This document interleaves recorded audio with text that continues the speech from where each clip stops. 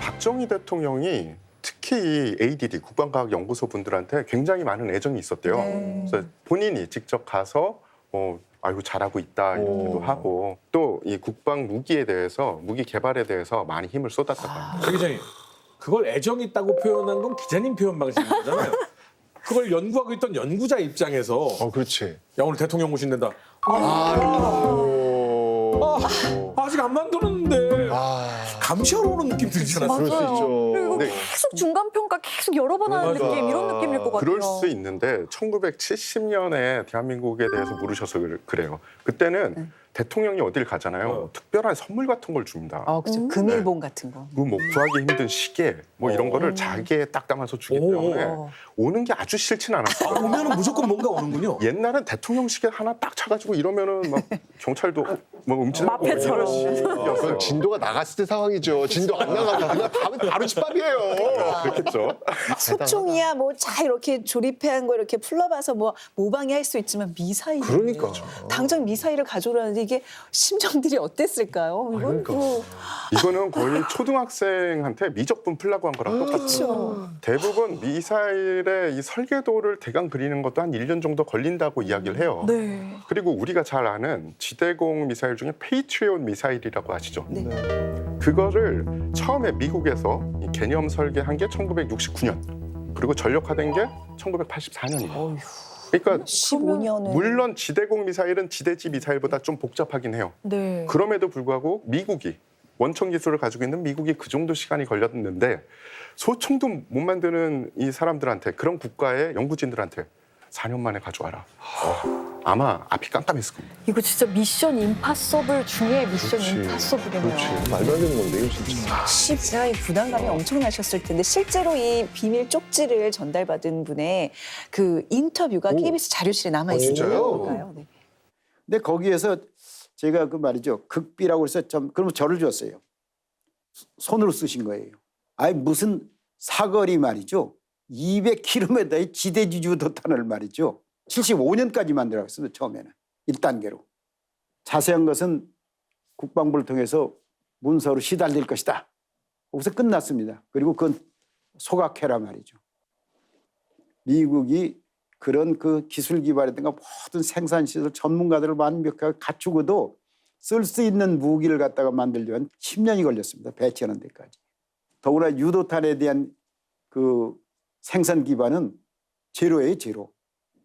인력도 없고요. 전문가도 없고. 그러니까 돈밖에 없죠. 저 정부에서 줄 수 있는 건. 그러니까 그걸 4년에 만들라는 것은 참 지금 생각하면 정말 황당하죠. 말도 안 되는 거였네요. 황당한 걸 해낸단 말이야. 나는 진짜. 이게 상상이 안 가. 역사전의 그날이요. 그 사장님이 이번 화 안 보셨으면 좋겠어요. 아니, 왜요? 그러면 최원정 아나운서한테 극비하고 딱 적힌 거예요. 시청률 10%. 2023년이네. 이렇게 그거랑 비슷해요. 아니 근데 뭐 지금 이게 말이 안 된다는 거 그러니까. 이런 상황을 대통령이 몰랐을 리가 없잖아요. 그렇죠. 근데 이렇게 미사일 개발이 시급했던 뭐 다른 이유가 있었을까요? 제일 중요한 거는 바로 이 시기에 예. 주한미군의 한계사단, 제7사단이 한국으로부터 철수한 게 제일 컸던 것 같아요. 인원이 얼마쯤 될까요? 그 정도? 그게 한 2만 명 2만 정도인데 명 철수. 이제 문제는 한국군이 베트남 파병할 때 존슨 대통령이 한국군이 베트남에 있는 동안은 주한미군을 감축하지 않겠다라고 약속을 했어요. 그렇죠. 또 혹시나 뭐 변화가 생기면 한국 정부하고 의논하겠다. 근데 전혀 없이 그냥 7사단이 나가버린 거예요. 아니 요즘도 솔직히 미군 철수한다고 하면 막 뉴스가 시끌시끌 하잖아요. 근데 당시 도발이 계속 되던 상황인데, 그러니까 2만 명이 갑자기 빠져나갔다면 이거 굉장히 큰일 아닌가요? 소총도 잘 못 만드는 우리가. 단순히 네. 2만 명이 아니라 지금 그 7군이 가지고 있는 7사단이 가지고 있는 모든 무기와 빠지는 거지. 전력도 다 가지고 가는 아 거예요. 그렇겠구나. 엄청난 그럼 거지. 되게 위험해지는 건데. 닉슨 대통령이 딱 되고 나니까 베트남 전쟁 하느라고 미국 정부가 돈을 너무 많이 쓴 거예요. 어마어마했죠. 그러니까 곳간이 비어 있는 거예요. 그러니까 나 안 되겠구나. 괌 독트린을 발표하면서 미국은 앞으로 오방 국가가 스스로 자기가 지킬 수 있는 능력을 갖고 지키는 의지를 갖고 있는 나라만 도와주겠다. 아닌 데는 미국이 도와줄 수가 없다. 하면서 이제 베트남에서의 단계적 철수를 괌에서 이제 선언을 하죠. 이게 이제 괌 독트린인데 괌 독트린하고 나서 69년 여름에 박정희 대통령하고 닉슨 대통령이 샌프란시스코에서 만나는데 그때 닉슨 대통령이 사실은 두 사람 대화록을 보면은 주한미군에 대한 얘기가 없어요. 그러니까 언급을 안 해요. 제일 중요한 거잖아요. 네, 근데 이제 박정희 대통령도 궁금했는데 어쨌든 뭐 우리는 지금 뭐 베트남에도 우리 군대가 가 있고 우리는 굉장히 안보가 중요하니까 뭐 이러면서 이제 그 얘기가 안 나와서 회담이 끝나고 나서 우리나라 모든 신문에 한국은 예외다. 한국은 이 괌 독트린으로부터 우리는 예외다. 이게 다 올라온 거예요. 그런데 오보네, 오보. 갑자기 70년에 그러니까. 일방적으로 닉슨 행정부에서 박정희 대통령한테 통보를 합니다. 일개사단 철수한다. 완전히 뒤통수를 한번 맞은 거죠. 그러네. 그러게요. 그리고선 71년에 그냥 철수를 해버린 거예요. 뭐 사전에 통보도 안 해주고 존슨 대통령이 했던 약속도 안 지키고 이렇게 되니까 야 이거 안 되겠구나. 이때 처음 나온 얘기가 자주국방입니다. 자주국방 나올 만한. 아, 진짜 이거- 믿을 날 하나 없다니까요, 이게. 이런 상황이 역사에 있잖아, 이렇게. 근데 상황 자체 이제 이렇게 돌아가니까 네. 아 우리도 우리가 스스로 지킬 수 있는 국방력을 좀 가져야 된다. 이게 굉장히 강하게 나온 거고 이게 어떻게 보면 ADD가 만들어지는 아주 네. 중요한 배경이 되는 거죠. 그러니까 우리가 생각하는 것보다 미국 안보에 있어서 한반도가 그렇게 중요하지 않은 것 같아요. 왜 그러니까요. 에치스나인도 맞아요. 한반도가 제외되면서 그렇지. 전쟁과 6.25 전쟁의 발발 원인으로 그러니까. 작용을 한 거잖아요. 그렇죠. 비슷한 지금 또 역사가 반복되고 그러니까. 있는. 잊으면 안 돼, 이거를 진짜. 근데 그걸 조금 기대를 하는 경향이 좀 있는 것 같아요. 네. 한국 국민분들께서 우리의 영원한 우방 아이, 그런 게 이런 어딨어. 이런 건 그럼요. 역사상 없습니다. 아이, 존재하지 그래서 않지. 자주국방이라는 이 단어는 그럼. 그냥 우리 국민들한테는 정말 대대손손 영원히 남겨줘야 될 명언이에요. 왠지 우리 허준 씨 집에 가훈이 자주국방일 것 같아요. 자주국방을 하루에 한 번씩 외쳐서. 총력 안보. 아이들 옷 살 때도 항상 자주색 아니면 국방색 을 그래도요 네. 강대국 중에 제가 보기에는 그래도 제일 신의가 있는 게 그래도 미국이에요. 미국인데 네. 문제는 이 상황이 굉장히 한국의 입장에서 볼 때는 좀 당황스러운 거고요. 미국의 입장에서는 자기들은 당연히 이렇게 할 수 있다라고 생각하는 서로 의지가 안 맞았던 시기예요. 그러니까 미국은 야 우리가 지금 이렇게 전비를 많이 써서 좀 줄여야 되는 입장이니까 이 정도 하면 뭐 좀 알아서 해야 되는 거 아니야라는 거죠. 우리 입장에선 우리 군대가 저기 가 있는 것도 원래는 주한미군이 한국에서 빠져서 베트남 가는 거 막으려고 가 있었던 거고 네. 그래서 존슨 대통령이 약속해 줬는데 갑자기 빼가? 이건 뭐지? 이런 상황이 돼버린 거죠. 그럼 우리도 베트남에 있는 군인들한테 3만 명 돌아와. 이거 안 됩니까? 돈이 들어. 거기서 돈 받아야지, 우리는. 아니, 근데 지금 말씀하셨는데 이런 것도 있지만 좀 개인적인 사감도 좀 있었다는 이야기가 있더라고요. 사감이요? 네. 그러니까 닉슨 대통령하고, 그러니까 닉슨 대통령이 박정희 대통령을 뭐 썩 좋아하지 않는 거예요.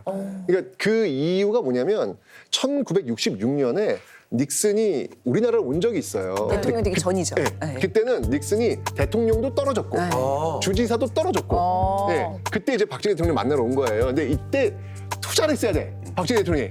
이게 그냥 밥도 같이 안 먹고 그냥 커피 한 잔 마시고 보내버린 거예요. 근데 그 닉슨이 대통령이 돼버린 거야. 그러면 이거 뒤끝 남죠. 뒤끝 남잖아요. 개털이라고 생각을 했었구나. 그렇지. 근데 이제 박정희 대통령이 이제 닉슨 대통령 만나러 갔네, 미국에.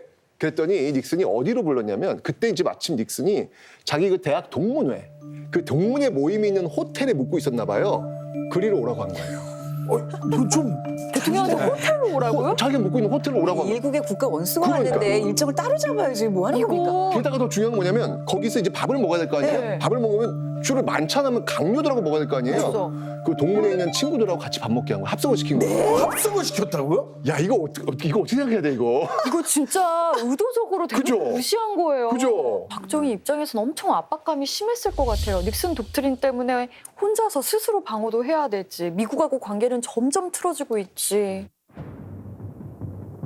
1971년 12월 3선에 성공한 박정희 대통령은 한 달 뒤에 가진 연두 기자회견에서 한미 동맹에 대한 불안감을 드러낸다.